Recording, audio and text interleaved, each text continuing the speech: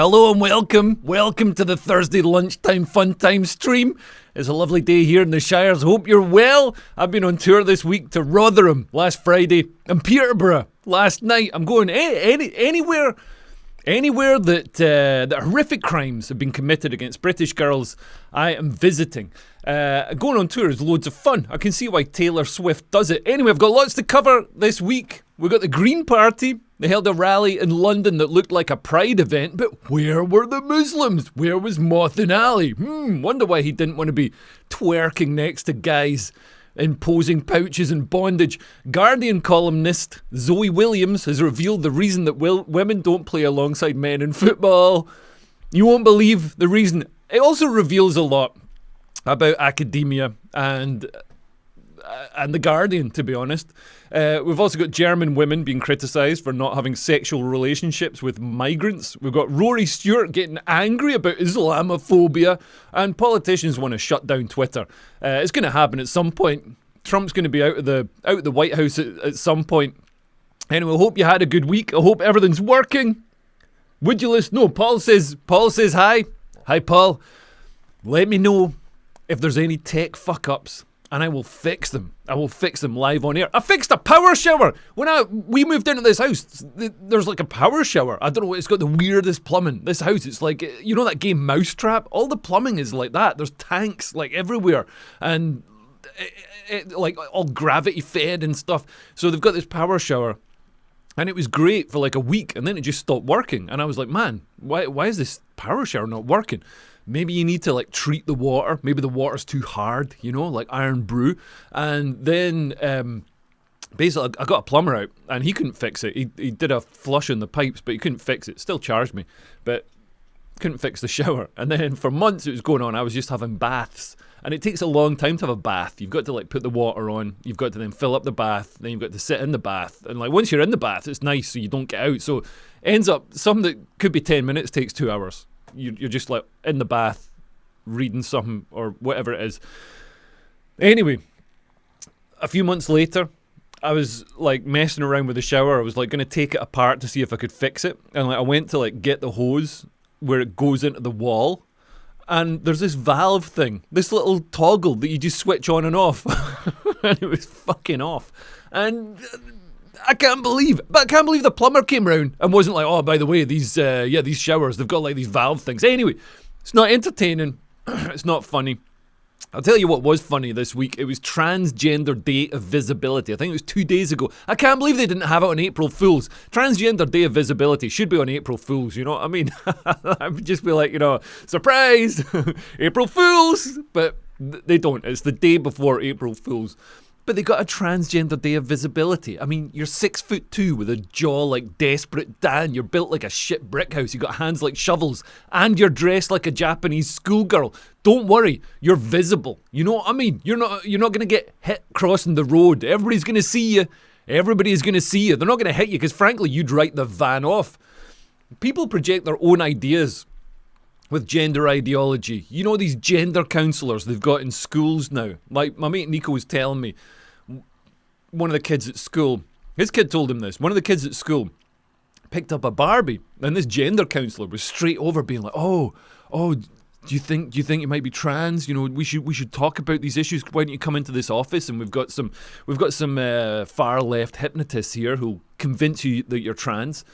That's them projecting their idea. That's them projecting gender ideology onto that behaviour. If I see a kid picking up a Barbie doll, if I see a little boy picking up a Barbie doll, I'm like, oh, he's got a whore. He's got his first whore. That's so nice. He wants his action man to build a harem. What else happened this week? I got translated into Chinese of all the languages. Look at this. Look at that. See all that squiggly square writing? The kanji, whatever it's called. That is, I'm going to click show translation. This is a clip of mine that got a bit of traction this week. Unfortunately, not from my account. I've got tour tickets to sell, and it's other people sharing the bit with no accreditation or anything. Never mind me trying to pay my mortgage. But basically, this is translated into Chinese. It says, British comedian Leo Kearse was recently raked over the coals online. the coals that China would then burn, obviously, because they don't care about climate change. A Green Party supporter slapped him with a chilling label. If Hitler were alive today, you'd definitely be his biggest fan. No, they've mistranslated that. So if Hitler were alive today, Hitler would be my biggest fan. Hitler would come to my shows.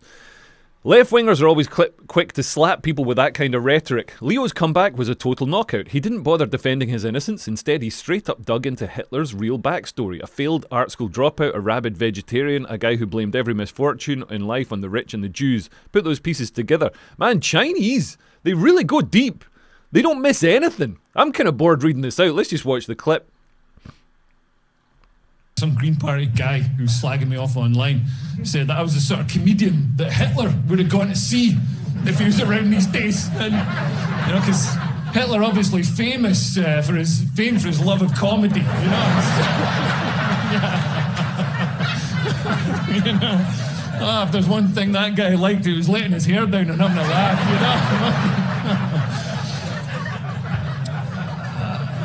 And also, I don't think Hitler would be coming to see somebody like me. Hitler was a failed art student and a vegan who blamed all his problems on rich people and Jews. If Hitler was around today, he'd be at the Green Party conference. There we go, translated into Chinese.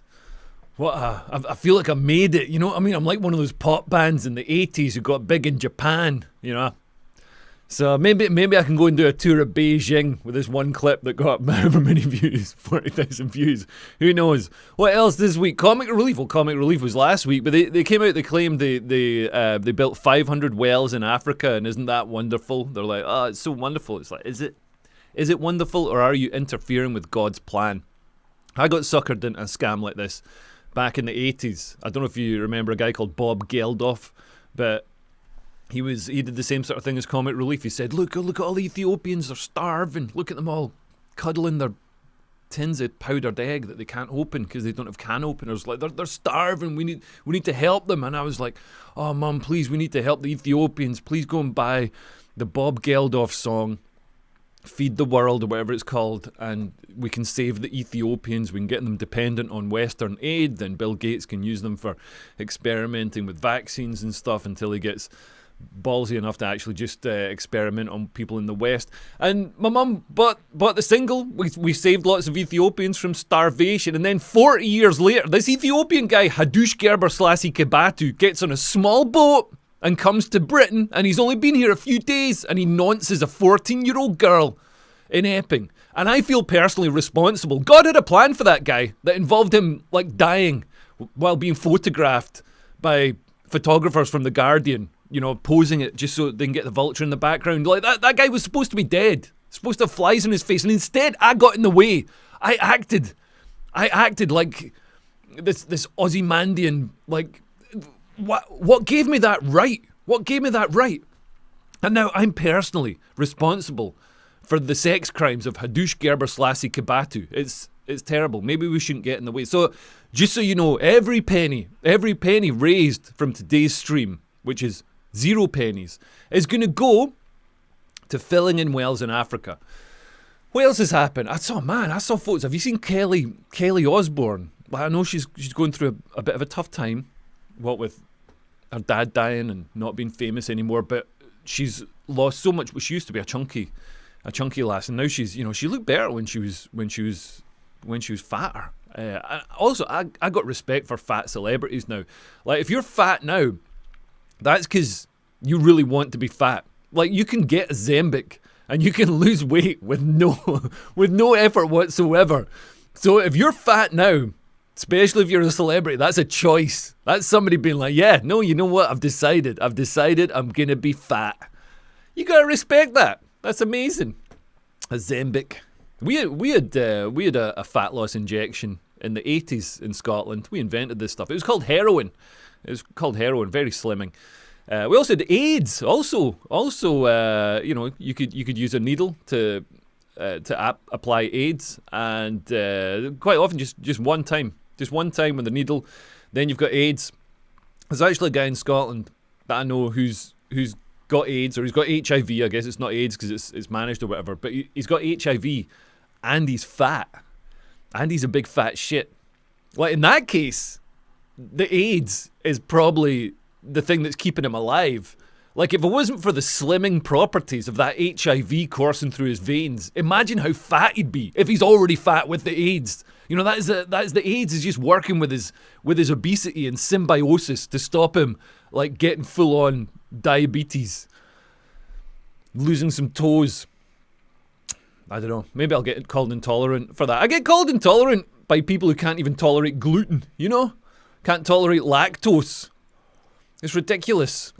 Surely if somebody's called bigoted, like we've got on the left, we've got all this stuff, like they say, oh, you're slut-shaming someone's behaviour. Well, surely if I'm being a bigot and you criticise, somebody on the left criticises me, that's just slut-shaming my opinions.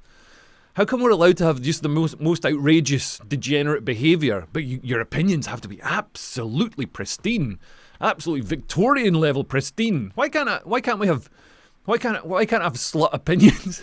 Why can't I have degenerate opinions? Anyway, also, with it being Transgender Day of Visibility, you know for a fact, like, for all those years that people were like, oh, what pronouns would you like me to use for referring to you as? Like, people pretended that's just being nice and kind. Like, we're asking what your pronouns are. No, people only ever say that because they're like, shit, I think this person's a tranny. You know, that is what's going through their head. It's not this kind thing of like, oh, what's your pronouns? It's like, shit, what if it's a tranny and I get reported to HR? Also, I want Israel. You know how they made those pager bombs for Hezbollah that blew their cocks off? Like, I want that. I want them to put bombs in mobile phones in London, but they're just designed to go off when somebody's not using headphones and they're on public transport. That'd just be amazing. That would be so good. I mean, it's not quite equivalent to Hezbollah, but the amount of pain it causes us. Also, I've been reading all these schizo poster conspiracy theories, you know, the James Delingpole level stuff, that, you know, nothing is real, everything is fake, the Twin Towers, the moon landings, Benjamin Netanyahu's dead and he's just been recreated with AI. And, you know, on the one hand, I think, well, that's a bit silly. But then, on the other hand, have you seen those Is It Cake shows? These hyper-realistic cakes that you don't know if it's a watermelon or a Nike trainer or whatever it is, a coffee pot, until somebody cuts into it. They've broken trust in the Matrix, trust in society. How can you trust anything? Like, if somebody can cut into a trainer and it turns out it's just cake, of course the Twin Towers could be fake. You could cut into the Twin Towers and they're cake. The terrorists on the planes, maybe they're cake. You expect me to believe that Bridget Macron doesn't have a cock? Like, I just watched somebody cut into a teapot and it was cake. I'm going to get onto the news stuff in a moment. Oh, we've got some comments. Let's see your comments. We had in one house central heating fit during a copper shortage in the 70s, and aluminium was used instead. We had leaks until it was ripped out. Aluminium pipes. We had lead pipes. My dad lived in a place called Lead Hills, and it was called Lead Hills because it was where all the lead mines and stuff are. So obviously everything there was made out of lead, you know, like everything. It was like going to lead land. Not just like obviously all the roof stuff, you know, that was all lead. But the pipes were all lead. So I was just drinking lead water for like a pretty substantial portion of my youth. I feel fine though. It's supposed to give you long-term mental, what do you call it, when somebody's disabled. Weirdly, Hitler was into Chaplin and got the toothbrush moustache from him. Yeah, man. So people were fact-checking my bit of comedy about Hitler being, not being a comedy fan. And apparently he was a massive fan of comedy. I don't know. So I'm obviously going to have to change that to make it more historically accurate. What else are people saying? I think James Delingpole is created by AI. Very good point. Yeah, maybe they can tweak the algorithm, fix his teeth. Anyway, let's move on. I hope you're enjoying the Iran war, by the way. I'm a big fan of improvisational comedy, and I feel like, you know, the way Trump's doing this war, it's a kind of improvisational war. You never know where it's going. Trump doesn't know where it's going, you know? Just think how much more smoothly things would be going for Trump if he'd invaded Greenland. I bet the EU would have capitulated by now. They wouldn't be. As it is, he's gone after Iran, full of the most batshit Islamists in the world, and it's not going well. Like, don't go after those guys if they're, you know, if you got oil tankers and stuff in range. It's not going to work. But anyway, let's move on. I want to talk about that part of the world because. I don't know if you've seen this, but Syria's president, al-Jolani, or he's now called Ahmed al-Shara, he's visited the UK. And he's been given the full luxury treatment, the full 5-star treatment by Keir Starmer. So Keir Starmer is a man who'll throw you in jail if you so much as say, it's okay to be white, or diversity isn't a strength. But he's invited as his guest to Downing Street, Syria's murderous president, who's in Al-Qaeda and was a wanted terrorist, and is currently overseeing the brutal ethnic cleansing of Christians in Syria, because it turns out that diversity isn't a strength. And in a lot of majority Muslim countries where you've got diversity, you've got some Jews, you've got some Christians as well, you've maybe got some Buddhists or whatever, they get persecuted, they get slaughtered, as is happening to the Christians in Syria right now. They're having their businesses destroyed and they're being killed. And this is Ahmed al-Shara. This is Ahmed al-Shara. He's got a suit, but he's still a desert barbarian. So let's have a look at him trying to operate some sophisticated technology. Here he goes. Wait, this is halfway through. So look, he's trying to open this bottle of water. Oh, how does it work? Better give it to the woman to open. That's got to be humiliating for it's a flip cap. I mean, come on. Even if you'd never been exposed to one of those bottles, you would surely be able to work it out. If you're the president of a country, surely you've got the smarts to work out, oh yeah, maybe I just flip this. I mean, at least he didn't shoot the top off. But in fairness to him, he's used to drinking from the skulls of Christian children in Syria. But this reminds me of that other guy who was stuck in a suit at the UN and didn't understand how jugs work. Let's look at this. Watch this guy. Why is there no noise?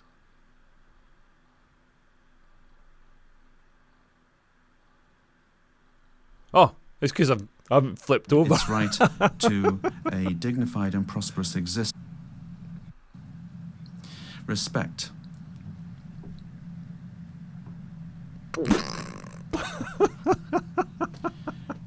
Respect for its dignity and its right to a dignified and prosperous existence. Amazing. Respect. Man, that's amazing. That's amazing.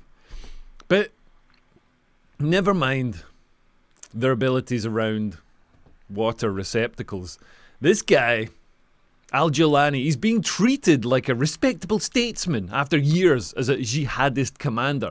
So this is Ahmed al-Shara. He was a wanted terrorist with a bounty on his head, not the chocolate bar, and now he's swanning around in a tailored suit and being invited for cosy sit-downs with Western leaders. And this isn't some sort of redemption arc. This isn't like a bad boy done good who's left his naughty days behind him and become a respectable world leader. He's still doing horrific stuff. There are Christians being slaughtered in Syria right now. There's footage circulating on Telegram of businesses. This guy standing by his shop in Syria.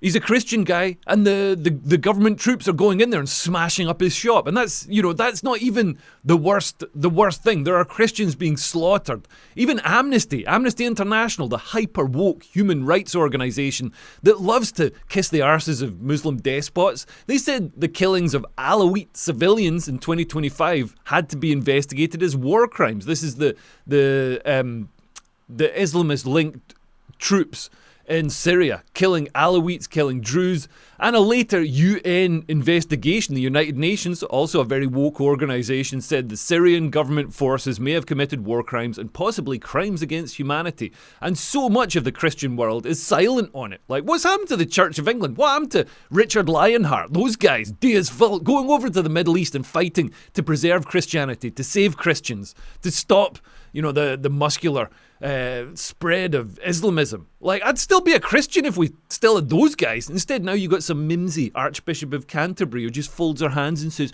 well, of course, we must allow the Islamists to slaughter us because that's their culture and we mustn't be racist. Nah, screw that. We need guys on horses again with big swords, you know? The only people I've seen speaking out, the only person I've seen speaking out and talking about the persecution of Christians in the Middle East is Benjamin Netanyahu. And I'm sorry, I know there's some people out there who don't like Israel, who think that Israel treats Christians badly and don't like Benjamin Netanyahu.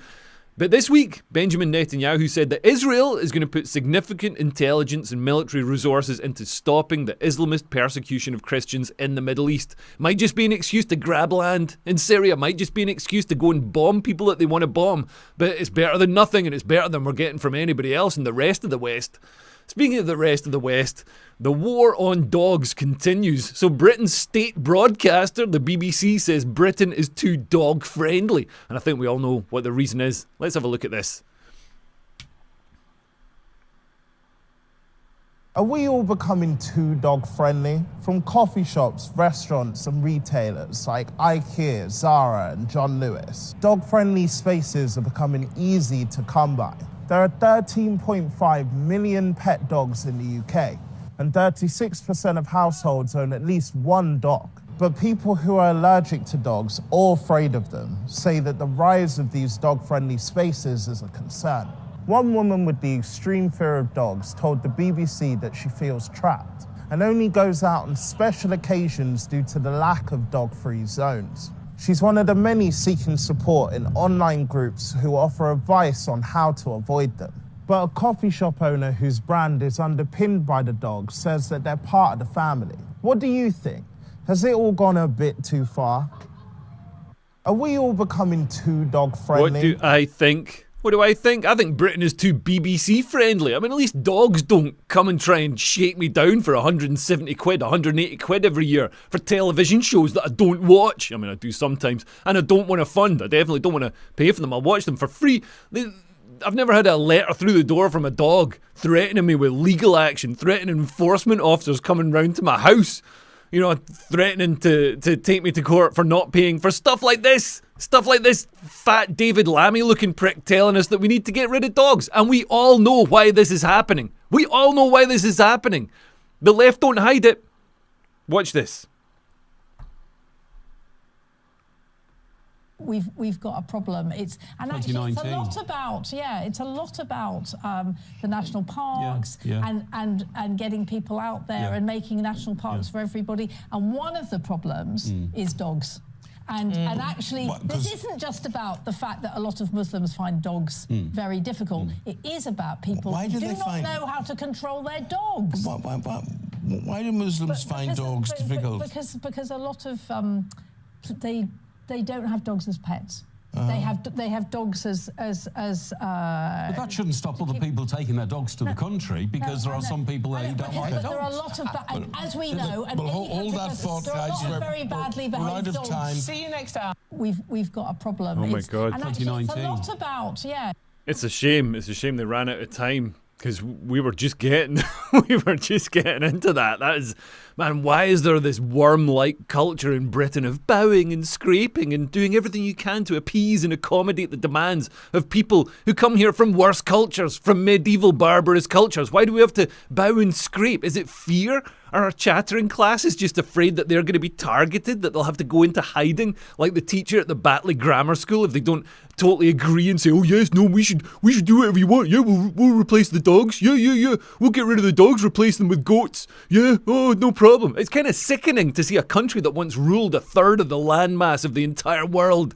Like the sun never set in the British Empire. And now we can't even rule corners of our own country. We have to be these insipid, timid. We have to tiptoe around the demands of people. We have to take our dogs out back and shoot them in case somebody gets offended because they're a Muslim and they don't like dogs. I think we're too friendly to XL bullies though. Like, we could do with getting rid of all these devil dogs that keep attacking people and killing people. Yeah, we can get rid of them. Doesn't mean we have to get rid of The cool dogs, the nice dogs, the border collies, the Irish wolfhounds, the Springer Spaniels.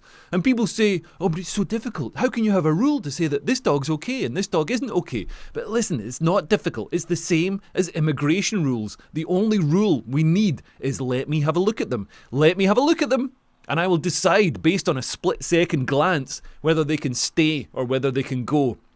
But this goes to the heart of British culture. Other people are picking up on it. Here's Ricky Gervais.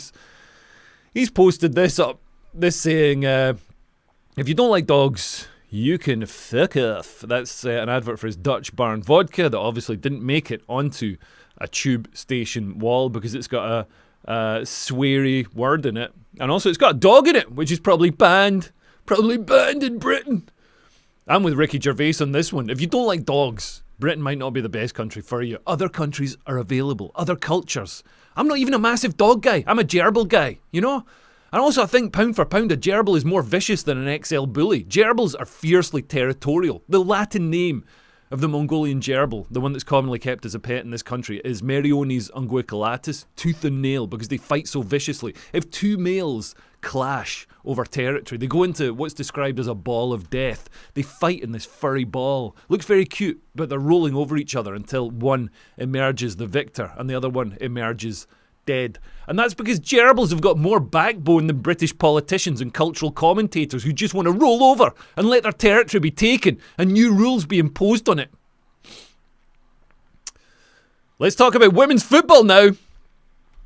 Let's talk about women's football. I'm just going to cue this up so it all goes smoothly. So Zoe Williams, who's a Guardian columnist, has revealed the reason that women don't play alongside men in football. What could it be, Zoe? This is actually why women's football was abolished by the Football Association in the 20s, was because women were too good, and if you put them on the same team, men got upset. And that has been the evolution of male and female sports peeling apart. That's a... You look very sceptical, but it's true. This is actually why women's you football look very was sceptical. There's Ella Whelan. by the There's Ella Whelan sitting next to her. She's usually smarter than that. But we know that anytime women play men at football, the men pretty effortlessly outclass the women. Anytime there's an under-15s men's team playing a fully fledged women's team, it's a pretty safe bet to bet on the kids. And there are obvious reasons for this. If you go through male puberty, you get certain advantages. You get stronger muscles, you get greater bone density, it's easier to parallel park outside the stadium. Like, there's a lot of things helping you. There are literally hours and hours and hours of women's football fails available if you want to watch them. I've got some here. Who'd have thought? Here we go. Look at this.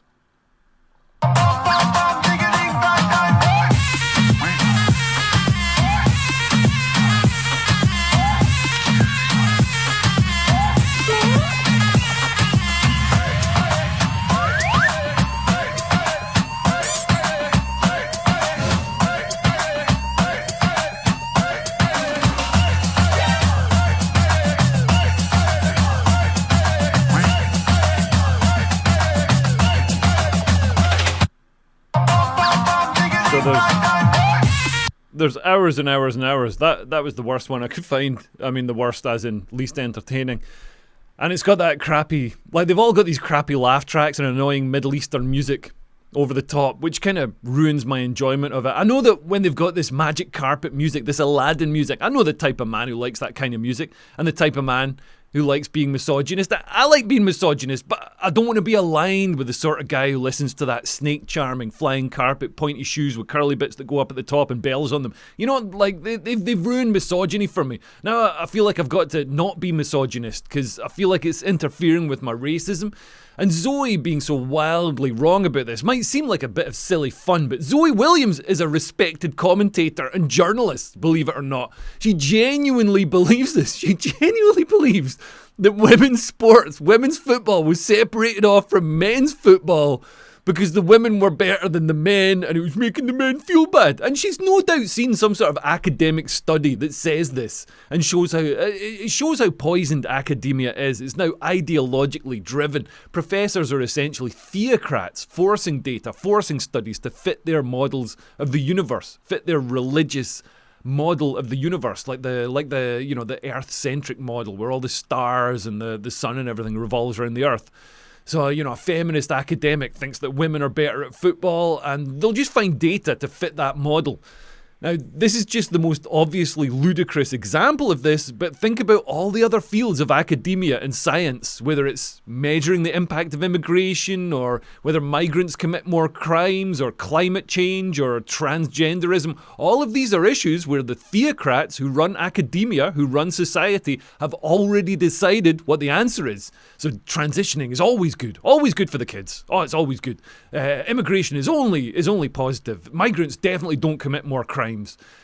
Climate change is definitely happening, and it's definitely bad, and there's no possible way of ameliorating it apart from instituting mass communism, a huge, global communist bloc. Climate change, there's no possible upsides to it. It's just a one-sided thing. So they've already decided what the answers to all these things are, and they will then force the academic studies, force the scientific analyses to fit their ideas. You won't find academic studies that say, oh, maybe it's a bad idea to transition children, or maybe climate change isn't as bad as we thought, or maybe migrants are overrepresented as perpetrators of sexual violence. So this fitting of data to fit a theocratic model, it's just visible when Zoe Williams is talking about football. But this is a problem across academia, across science. Like I always say, the only scientists, the only academics that you can trust are the ones who've been accused of bigotry. Because they're the ones that have gone against the theocracy. They're the only ones you can trust. You've got to only trust bigots.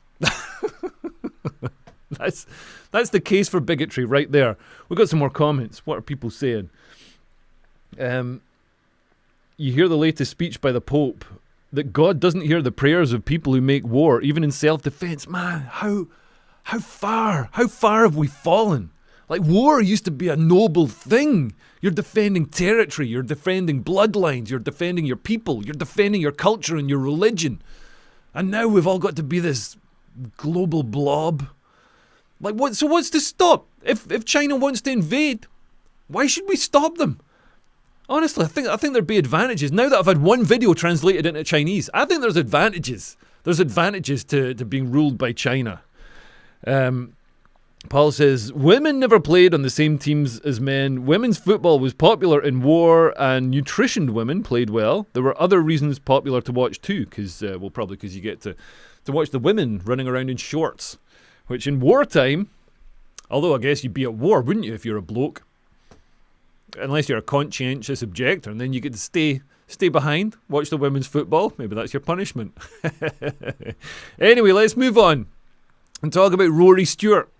So Rory Stewart, also known as Florence of Arabia, is a British politician and commentator famous for looking exactly like what Elliot Page will look like in about 50 years' time. And he's famous for getting everything wrong all the time. He's the Jim Cramer of British politics. He was absolutely convinced Kamala Harris was going to win the last US election.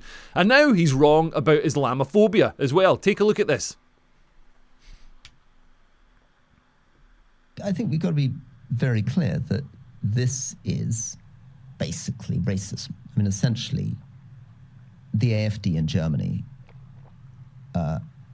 or the far right in Britain, or all those people on social media who are talking about Judeo-Christian values and saying, I've got nothing against people of color, I just don't like Islam, are basically racist. I mean, essentially, what they're trying to do is drive hundreds of thousands, millions of people out of their country. I mean, the AfD, some of their leadership are very clear about it. They talk about remigration.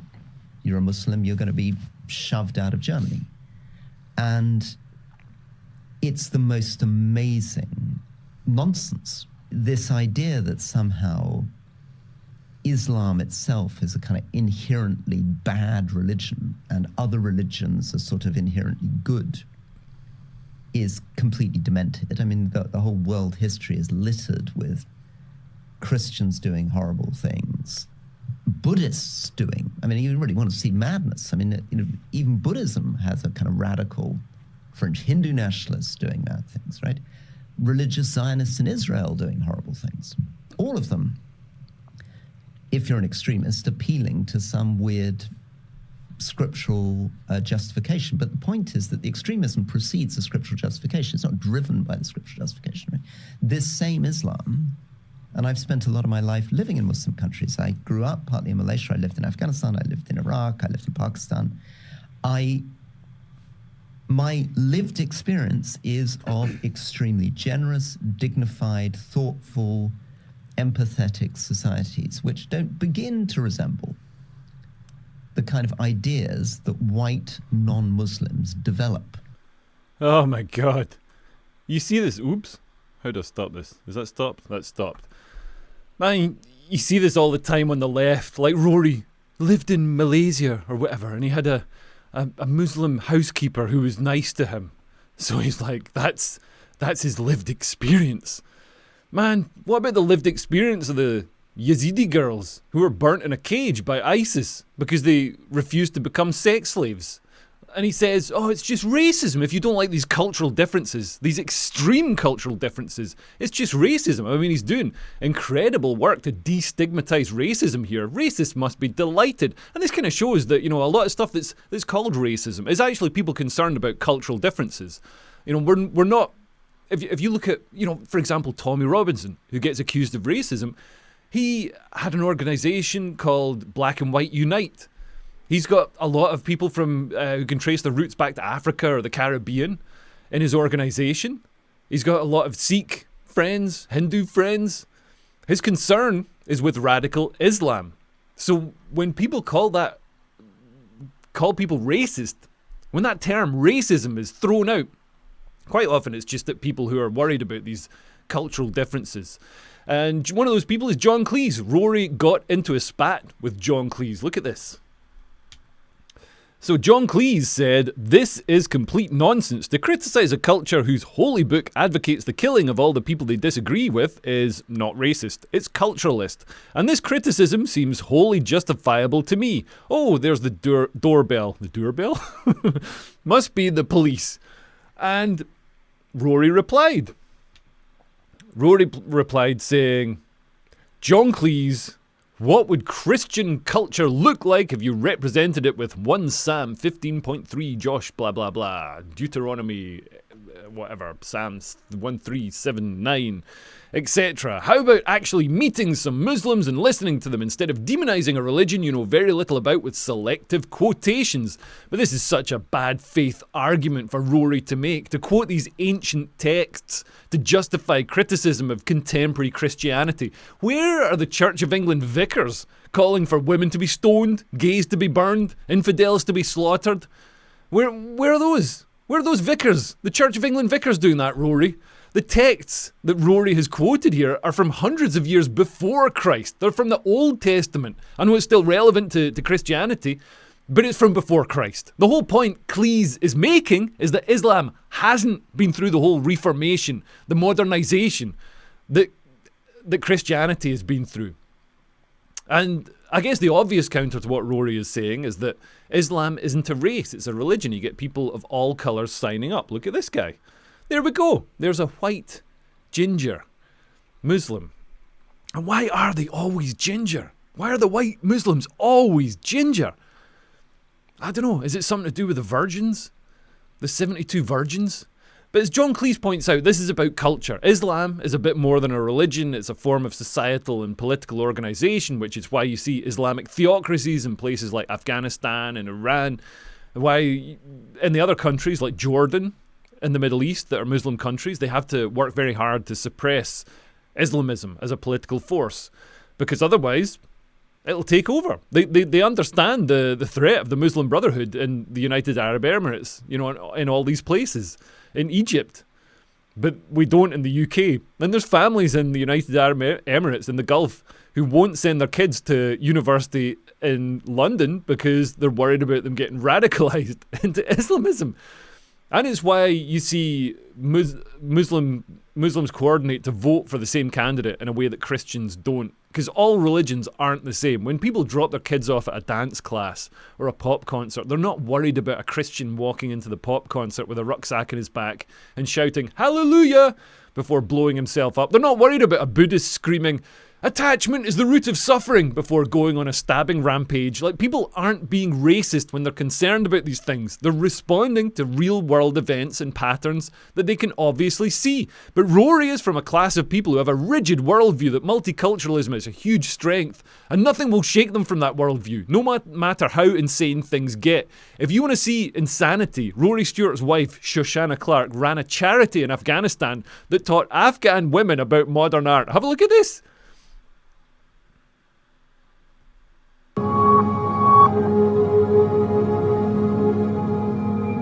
So this is in some ways often called the first piece of conceptual art. این رک ما می‌بینیم نمونه اینه بعضی مردم اولین کار هنری مفکوره‌ای میگن. Does anyone know what it is? شما کسی می‌فهمه چی است؟ I don't expect the ladies to know. کامود است. Exactly. An artist called Marcel Duchamp, who's very important in Western art, put this toilet in an art gallery about 100 years ago. It was a huge revolution. Doesn't that just show you how insane these people are? That they thought, when they were in Afghanistan, when this was before the West pulled out of Afghanistan, they thought they were going to construct this left-wing postmodern society where women would be discussing Duchamp's urinals, bizarre, esoteric, modern art. They thought that the society could just leap to that position. It's like, to put things into context, the Taliban have ordered households in Afghanistan to brick up their kitchen windows in case a man should look through a window and see a woman. So on the civilizational scale, there are few rungs below the level of conceptual art like this. And how much taxpayers' money was spent giving Rory Stewart's wife money to teach Afghan women about French conceptual art? It's insanity. Like, these people, they're not living in the real world.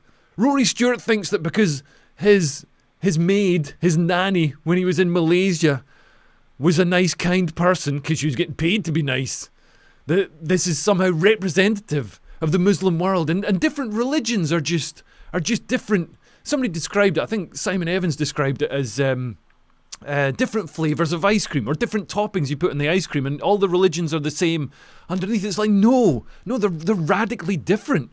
And this is why, for people in the West, who, for a lot of people, religion will just be a communal thing, something to do with private faith, and then you go to a communal event every Sunday and you pray together and you follow these kind moralistic sermons about treating people kindly and equally and all the rest of it. That's not what Islam is all about. Like, that's not even, and I'm not talking about like 1%. Like, a lot of Islam is not like that, You got to respect it. But Christopher Hitchens warned us about men like Rory. Look at this. So Christopher Hitchens sadly died. But he warned us about men like Rory who would hold the gates open for the barbarians. Give it up, or give it to your deadliest enemy and pay for the rope that will choke you. This is very urgent business, ladies and gentlemen. I beseech you. Resist it while you still can, and before the right to complain is taken away from you, which will be the next thing. You will be told you can't complain because you're Islamophobic.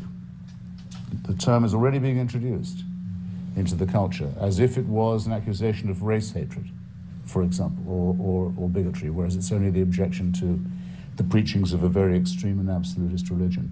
Watch out for these symptoms. They are not just symptoms of surrender, very often ecumenically offered to you by men of God in other robes, Christian and Jewish and smarmy ecumenical. These are the ones who will hold open the gates for the barbarians. The barbarians never take a city till someone holds the gates open for them. And it's your own preachers who will do it for you, and your own multicultural authorities who will do it for you. Resist it while you can. And if you wonder what will happen if you don't, look and see how a cricket team in Middlesex in England had to change its name by force last week because it was called, and had been for years, the Middlesex Crusaders. Look and see how stories about little pigs can't be taught to children in English schools anymore, lest offence be taken by the religion of peace. Resist it while you can. Yeah. Wise words. Wise words there. Now, politicians are coming for X, or Twitter. Let's just call it Twitter. X just sounds weird. It's like when they tried to call Opal fruits Starbursts. No, they're Opal fruits. And it's not Snickers, it's a marathon. Anyway, here's Lib Dem politician Maximilian Wilkinson. We obviously have social media, which is a massive problem at the moment for engagement. I'm tempted to say, how you make your voice heard as a citizen in 2025 in the UK. Set up an X account and start writing some sort of nativist content, and it will go around the world really, really quickly. Your voice will be heard as quickly as you want it to be. Not in a way that I would be comfortable with, and I would suggest probably not in a way that most people on the panel this evening would be comfortable with either. But that is a really easy way to get your voice heard. Get some content about, how you think immigration's too high, or immigration is the big thing that's tearing the country apart, etc. And that goes around the world because social media run by the world's richest man, X, is now making sure that you can have your voice heard in a really easy way that you couldn't in the past. Wow.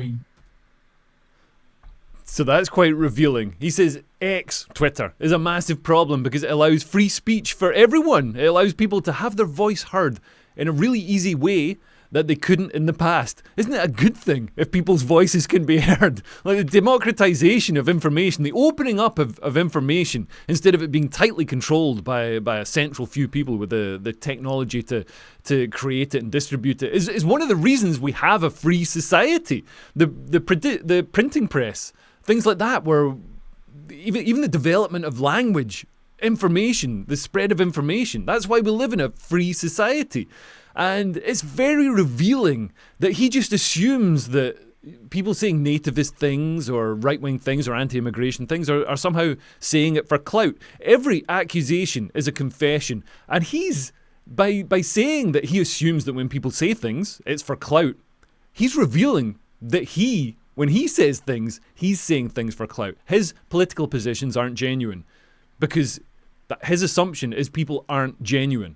And notice how he's not even dressing up this attack of free speech by saying he's concerned about lies or he's concerned about children's safety or terrorism or any of the other ways politicians try to get through restrictions on free speech.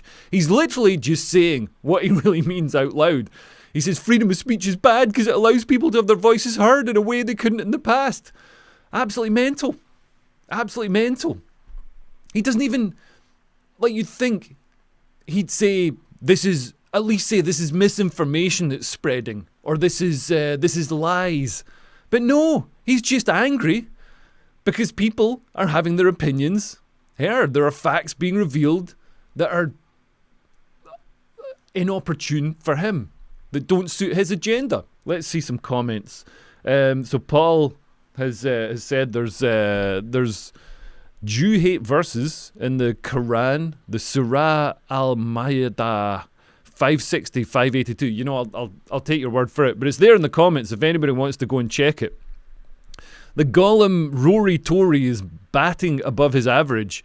She looks like she could be his daughter. Oh, that wasn't his actual wife. There's a common misconception with this video clip. So his wife runs the charity, but that's one of the employees. His wife just sits at home and counts the money, sits in a big gold-plated office and counts all the taxpayers' money that's been spaffed up the wall trying to teach Afghan women about Duchamp's urinals so they can go home and get whipped by their husbands while knowing about a French modern artist. Insanity. The Lib Dems, neither liberal nor democratic. Very good point. Now let's move on and look at the Green Party. So the Green Party has become this bizarre alliance of Islamists and genderqueer fetish freaks who Islamists would normally throw off a building. The Greens held a rally in London this week that looked like a pride event after dark. They claim that there's 500,000 people there, but where were the Muslims? Let's have a look. Let's see if you can spot. Can you spot Deputy Green Party leader Mothin Ali on stage? I can see Zach Polanski and Hannah Spencer prancing about on stage with gay guys in bondage gear, but where's Mothin Ali? Where's the deputy leader? Can't see him anywhere. having a lovely little dance there. Oh, how progressive. How nice. Where was Deputy Leader of the Green Party, Mothan Ali? Here he is. Here he is with his wife in a full body, full face, whatever that's called. You know, the full Star Wars outfit. Even the eyes are covered. He's surprisingly reticent to prance around on stage at the Green Party event. And thankfully, there are still some good Muslim politicians out there who don't hide their feelings. So here's Ahmed Yaqub, who's a politician and lawyer in Birmingham, telling us what he thinks. Have a look at that and make your own mind up about this.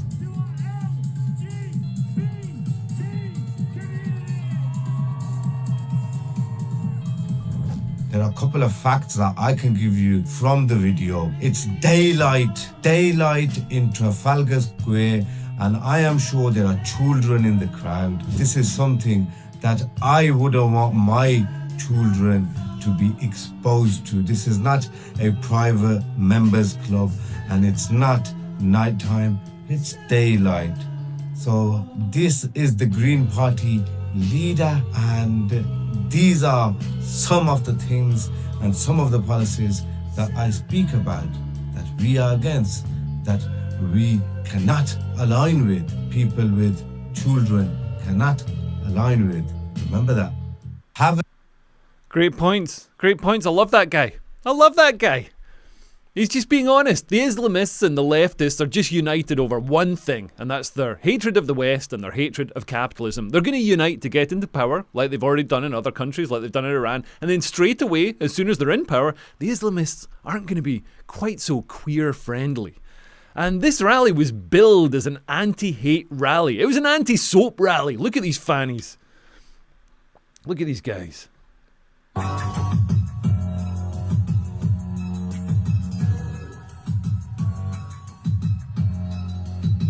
Jesus. Videos you can smell. Refugees welcome. Refugees welcome. I swear to God, we need to have zones in Britain where the people who want refugees can live, and also the refugees can live. I don't mean the real refugees. I don't mean, you know, like the guys from Belarus who are rocket scientists have been thrown out by, you know, a cruel regime.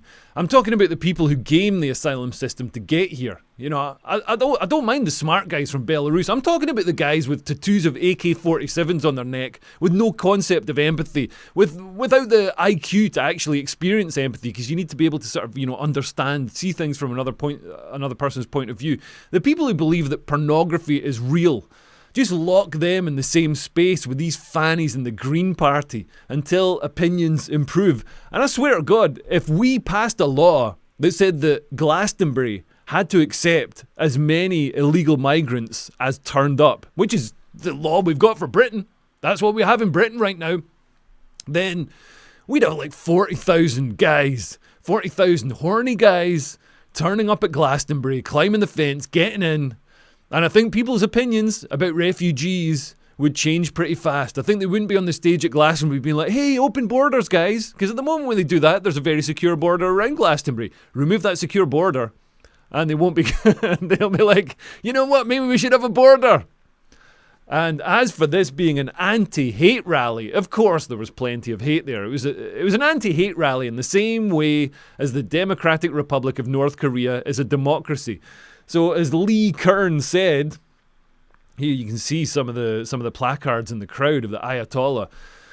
So Lee Kern said, those Brits who peacock as left-wing opponents of the far right are among the most disgusting people in humanity. Yeah, we just saw them. They need a wash. The fact that you march alongside the Islamic fundamentalist supporters of the Ayatollahs, those who stabbed Salman Rushdie in the eye, who hang gays and butcher women, who fire rockets upon Israeli civilians and funded Hamas, who massacred thousands on the streets of Tehran, makes you champions of the most reactionary forces on earth. The fact that our media is captured by idiots like you, and thus you are never held to account, does not change this. You, the most pompous, the most self-aggrandizing, the most preachy and hectoring, are the scum of Britain.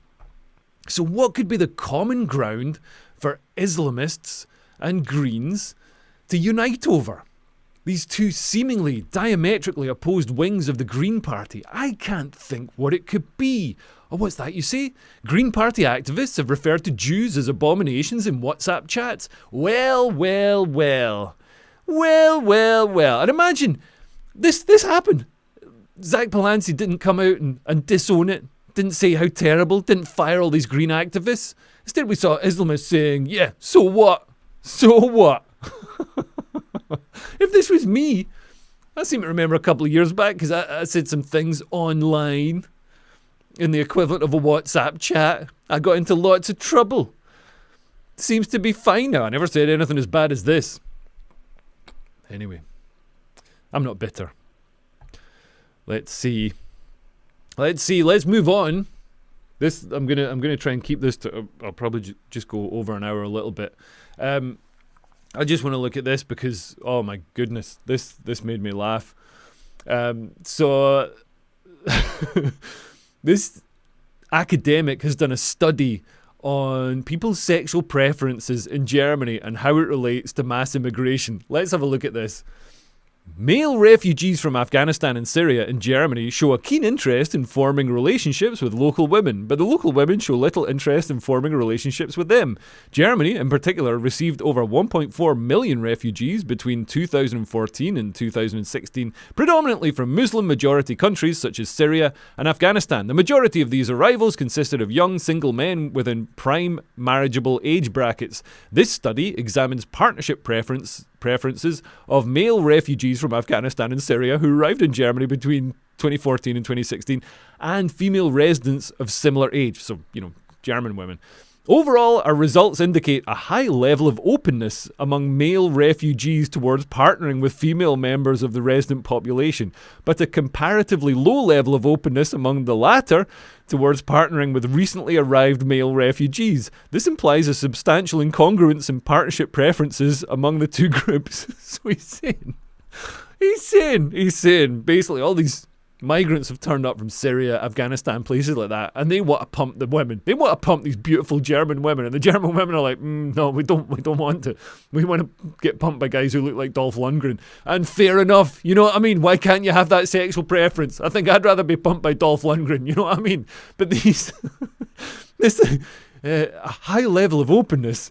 The men arriving in Germany have a high level of openness. Yeah, you can say that again. They've got such a level of openness, they don't wait for consent. They don't wait for somebody to say yes. They go out in big gangs, like they did in the New Year's, 2015 New Year's, and just attack women, assault women, grab them, rape them. Absolutely insane. But this is being painted as the women have a, why do they have a different level of preference? Man, I don't know. I have no idea. I can't think what it is. Regarding the educational level of a potential partner, we found that all respondents prefer highly educated partners over those with a lower level of education. This suggests that for refugees, securing a highly educated partner might serve as a means of upward social mobility and integration into higher status networks in the host society. Furthermore, it is possible that highly educated women, due to their greater exposure to diverse social environments and potentially less discriminatory attitudes, are perceived as more open to intergroup partnerships, making them a more attractive choice for refugees seeking acceptance and social integration. On the other hand, the reluctance of resident women to accept partnerships with refugees is largely explained by their rejection of the imported religious Islam. Oh, these bigoted women, they're rejecting imported Islam. What racists. When's Rory Stewart going to get over there and start nagging these German women and call them racist, show them his teeth? Racist. Look at this. It is possible that resident women perceive the religious practices of newly arrived refugees as different from their own. Do you think so? Reinforcing a social distance that limits intergroup partnerships. Moreover, this reluctance might not only reflect religious differences, but also concerns about gender norms or perceived lifestyle incompatibilities. Oh my God. It's like you got an autistic robot from outer space to come down and look at the dating scene between migrants and German women in Germany. This is the academic equivalent of Jimmy Carr's joke, 9 out of 10 people actually enjoy gang rape. Oh, the high level of openness. the high level of openness, and this assumption that, men and women, even without any differences in culture, any differences in ethnic background or anything like that, that men and women are going to have the same, all people are the same, so men are going to have the same level of openness, women are going to have the same level of openness. We know that's not true. Women obviously have a more restricted level of openness because having sex carries more of a burden, a potential burden for a woman, because men can't get pregnant. I mean, they can now that we've got men with fannies, but traditionally, and we know that the men with fannies are actually kind of women. Like, sorry, I know you look like a man, I know you look a bit like Elvis, I know you've grown a beard and you've got the hormones and stuff, but no, if we're being serious about it, come on. The level of openness. Unbelievable. Man. I want this guy to do academic analysis on the grooming gangs. But this just shows, these are the ideas that are seeded, taken as basic core facts, like immovable facts in academia, is the idea that everybody's the same. Men and women are the same. And people from different migrant backgrounds are the same. Everybody's the same. So why have these white women got a different level of openness to sexual contact than these Muslim men from Afghanistan? Oh, it's a real head scratcher, this one. I must spend 5 years of my life doing a PhD trying to get to the bottom of it and then decide that it's because the women are racist.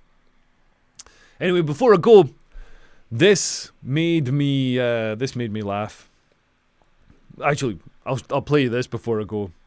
So, an Afghan illegal who crossed the channel was jailed for abducting and raping a 12-year-old girl. I think this is the one in Nuneaton. He dragged the girl off the swings in a playground. Absolutely horrific crime. You think you should be able to let your 12-year-old daughter go to the playground without worrying about an Afghan man with what that German academic would describe as a high level of openness towards sexual relationships with Western women. Without worrying about him dragging a child off the swings in the playground and raping her. I mean, this is what Rory Stewart will deny is even happening. And this is what Sky are essentially denying is happening. Look at this. Others told me that they were actually deeply uncomfortable about the fact that some far-right groups were using this to push what they described as a political agenda.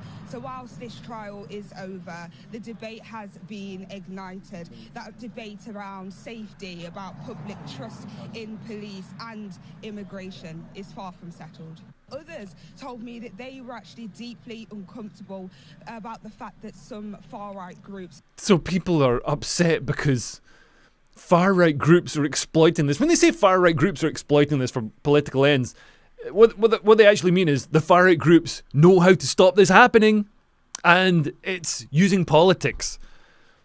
That's how we're supposed to solve problems in a democracy. We're supposed to use politics to solve problems such as Afghan migrants who shouldn't be here, dragging children off swings and raping them. That's... What do you want them to do? Like, are we not supposed to? Are we supposed to just be like, oh no, this is fine. This is fine. Let's not do anything to stop it. The far right. The far right. All the media can do is stick the boot into the far right. Everything's the problem with the far right. And the only issue that people in mainstream media see with incidents like this is that it feeds the far right. Man, the far right are the only people suggesting a solution. Anyway, I'll just leave you on this. This is breaking news. This made me laugh. So, Britain's top private schools in the Middle East are teaching pupils to beat their wives. And I don't mean drafts or backgammon. This is beat them with a stick. So the Telegraph uncovers books used in the UAE that tell Muslim pupils the right way to hit women. So Harrow School, these are the sort of posh schools in the UK that have now set up branches in the Middle East. Some of our universities have done this as well. At UCL, they've set up branches in the Middle East, and this creates some problems because they have to teach the stuff that people want to be taught there, which isn't quite the same, because despite Rory saying that, oh, these are such wonderfully kind and lovely people, oh, you should have met our gardener. Oh, our gardener in Malaysia was such a kind person to me when I was growing up, when I was 8 years old, running around the papaya plantation in our garden.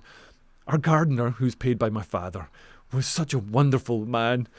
It's like, yeah, Rory, well, this is the reality. Harrow School has many centuries-old traditions. By the way, when I say Harrow School, I'm not a Chinese guy saying hello to a school. Harrow School has many centuries-old traditions that make it a jewel in the crown of British education. Straw hats, black tailcoats, and its own form of archaic slang, where beaks means teachers and the ducker is the swimming pool. Soon it will need to grapple with some new customs. Sir Winston Churchill's alma mater is opening 2 schools in the United Arab Emirates this summer, where Muslim pupils recite the Quran and learn about beating their wives. The Telegraph has spent months investigating what children are being taught in the UK's top private schools operating in the Middle East. Textbooks reveal that despite the quintessential Britishness they peddle, many of these schools have been teaching pupils how to deal with rebellious wives. I mean, yeah, it might seem like it's not British. It might seem like not British values. In a lot of parts of Britain, these are British values now. You know what I mean? You could go to parts of Manchester, Birmingham, parts of London where this is being taught. This is being taught in mosques, in madrasas. Man, we've allowed this in here. In fact, you probably have to go to one of these schools in the Middle East to get them to tone it down a little bit. Green Lane Mosque in Birmingham was teaching people the correct way to stone women to death. That's a step up from this. Let's move on. Headings in one book include: first, good counselling; second, refusing bed sharing; and third stage, beating lightly. The book tells pupils that the last step refers to beating for the purpose of remediation. It says its objective is to safeguard marital life against breakdown and maintain companionship and social intimacy. A husband is not allowed to hit his wife using a whip or stick in her face. He is to use a siwak, that's a small teeth cleaning twig, or a light handkerchief. Sorry, what? A teeth cleaning twig? How big is it? How are you gonna get any leverage? This genuinely doesn't sound violent now. You're like trying to whip your wife with dental floss? Like, imagine Indiana Jones if all he had was like a toothpick and some dental floss to whip people with. That wouldn't work. Or whip them with a light handkerchief. Like, handkerchiefs are already light. What are they making? How do you whip somebody with a handkerchief? This is something we did. We did this in the showers at school. Like, I do this to my wife with a tea towel. I didn't know I was fulfilling some Quranic instruction. In fact, a tea towel is heavier. Is heavier than it. Don't ask me why I was holding a tea towel. Actually, you know what? I should have listened to this. Why was I holding the tea towel? Inshallah, I shall force her to use the tea towel and wear it around her neck while she invades. Only Muslim pupils at the school take these lessons, although expat children are required to have morality lessons set by the UAE government. Families must submit information about their child's nationality and religion when they apply to the schools, with Muslim and Arab pupils separated from expat children for Islamic lessons mandated by the state. Pupils are also taught how to treat husband-related nushuds, that's ill conduct stemming from the husband's cruelty, but are told simply that if a wife fears cruelty or aversive behaviour on her husband's part, there is no blame on them if they arrange an amicable settlement between themselves, and such settlement is best. Why am I getting adverts for knee surgery without NHS weights? Like, there's nothing wrong with my knees. This is either because, like, the other day, I hurt my knees doing squats, but not like old person hurting. That's like doing squats. Like, that wasn't old person hurting my knees. I know I'm getting old, but adverts for knee surgery? What do they know? What do they know that I don't? What does the algorithm know that I don't? The chapter includes an exercise asking children to explain why Islam made divorce the right of the husband alone, and includes as an example, because he is more patient and tolerant. Oh, yeah, those Islamic husbands, famously more patient and tolerant. So patient and tolerant they get taught about how to beat their wives. Man. If I had to use 2 words to describe ISIS, probably patient and tolerant. Patient and tolerant. At the end of the chapter, students are given a list of causes of conflicts in social and marital relationships and how to avoid them, including stressful and burdensome demands made by some wives and stinginess of the husband and his refusal to support and spend on my wife. I mean, to be fair, this is getting quite close.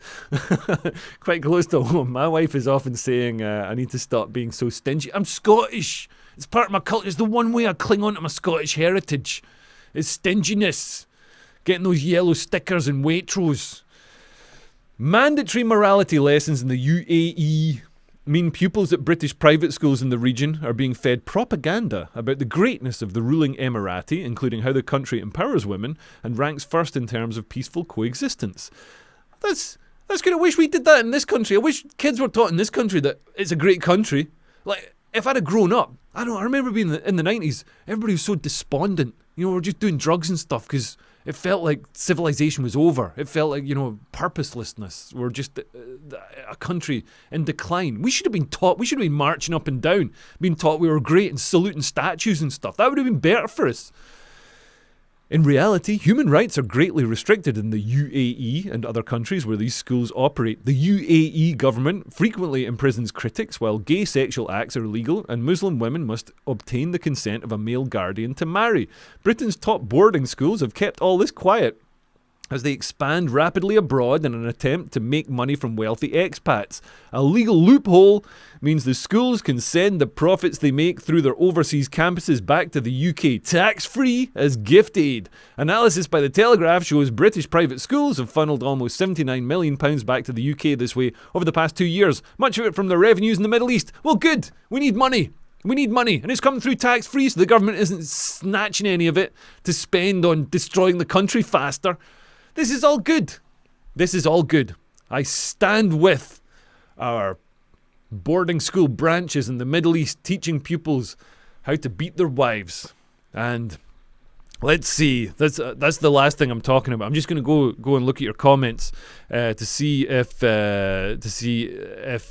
what people are saying. Thanks, Leo, for an hour of hilarious sanity. Thank you for joining us. We got 7 concurrent viewers. That's because this just goes out to the Substack and the Patreon and stuff. So it's fun. I'm going to do some live ones, proper live ones on YouTube soon. Maybe get some more because streaming is fun. It's got that immediacy. That's what I miss about doing headliners, having that immediacy of live television. You know, if you're sitting down to record something. When I sit down to record a video and I've got a script or ideas or whatever, man, I can just do take after take after take because I want to get it perfect. If you're just doing it live in the moment, it's more fun. It's got that crackle, And I hope some of you will come to the tour. Come to the tour. Woodulus says, my old man says, never hit a woman with the hairy side of the paw. Was your man a werewolf? That's good advice. I saw a montage. I'm gonna shut off the stream in a moment, but I saw a montage yesterday of guys in films from the 50s, 60s, probably the 70s as well, because one of them was Sean Connery, just slapping the shit out of women in films. It used to be just a normal thing. It used to be a normal thing that was just in films. Man, can you imagine that? Can you imagine that now? It's even I think that's too much. Even I think, you shouldn't be, Sean Connery, she just needs a slap. Even I think that's a bit much, Especially with my big hands. I got big hands. You know what somebody said to me? Somebody said to me yesterday at the show. They said I look musclier in real life. Apparently I look skinny on TV. Shit, I pulled my headphone thing. But yeah, maybe I'm muscly. I've got a home gym now. I've just got my weights have arrived yesterday, so I'm just going to go and lift some weights. I'm going to take creatine, and now that I've got my hair all sorted, maybe I'll start taking steroids or something as well. I'm going to get super muscly if I can, and that's my plan. That's my life plan now. Anyway, I hope you have a great week, and I'll speak to you soon, and I love you lots, and I'll call you soon. Okay, bye bye. How do I stop? End stream.